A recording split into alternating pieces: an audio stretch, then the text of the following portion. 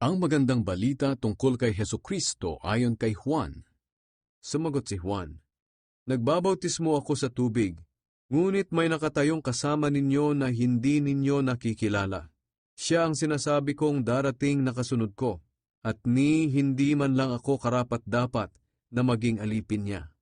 Nangyari ito sa Betania sa kabila ng ilog ng Jordan, kung saan nagbabautismo si Juan. Si Jesus ang tupa ng Diyos. Kinabukasan, nakita ni Juan si Jesus na papalapit sa kanya. Sinabi niya sa mga tao, "Narito na ang tupa ng Diyos na ihahandog upang mag-alis ng kasalanan ng mga tao sa mundo.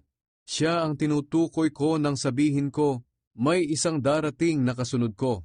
Mas dakila siya kaysa sa akin, dahil nariyan na siya bago pa ako ipanganak. Noong unay hindi ko rin kilala kung sino siya, ngunit naparito akong nagbabautismo sa tubig upang ipakilala siya sa Israel." Pagkatapos nagpatotoo si Juan, "Nakita ko ang banal na espiritu na bumaba mula sa langit, tulad ng isang kalapati, at nanatili sa kanya.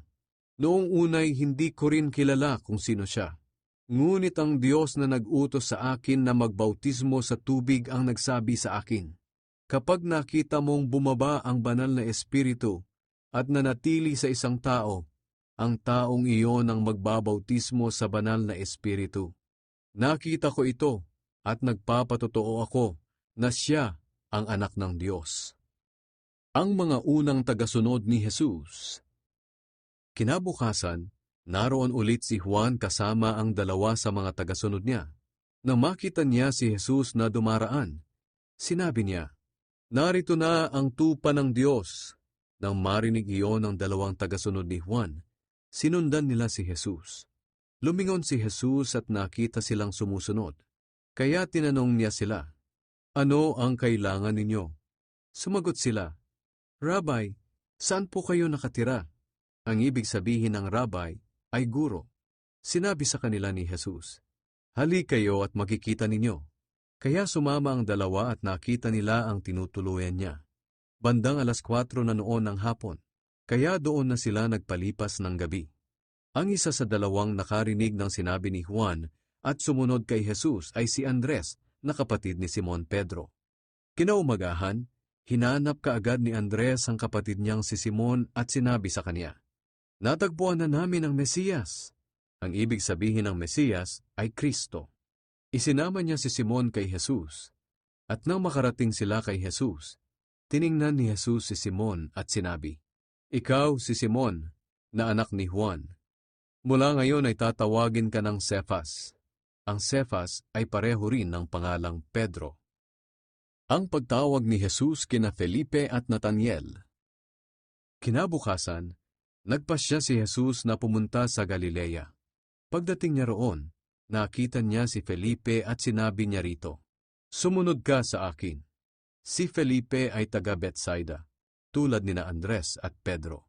Hinanap ni Felipe si Nataniel at sinabi niya rito, "Natagpuan na namin ang taong tinutukoy ni Moises sa kautusan at maging sa mga isinulat ng mga propeta. Siya si Jesus na taga Nazaret, na anak ni Jose." Tinanong siya ni Nataniel, "May mabuti bang nanggagaling sa Nazaret?" Sumagot si Felipe, "Halika at tingnan mo." Nang makita ni Jesus na papalapit sa kanya si Nataniel, sinabi niya, "Narito ang isang tunay na Israelita na hindi nandaraya." Tinanong siya ni Nataniel, "Paano ninyo ako nakilala?" Sumagot si Jesus, "Bago ka pa man tawagin ni Felipe, nakita na kita habang nasa ilalim ka ng puno ng igos." Sinabi ni Nataniel, "Guro, kayo nga ang anak ng Diyos. Kayo ang hari ng Israel." Sinabi sa kanya ni Jesus, "Sumampalataya ka ba sa akin dahil sinabi kong nakita kita sa ilalim ng puno ng igos? Higit pa rito ang masasaksihan mo." Sinabi pa sa kanya ni Jesus, "Sinasabi ko sa inyo ang totoo. Makikita ninyo na bubukas ang langit, at makikita rin ninyo ang mga anghel ng Diyos na umaakyat at bumababa sa akin, na anak ng tao."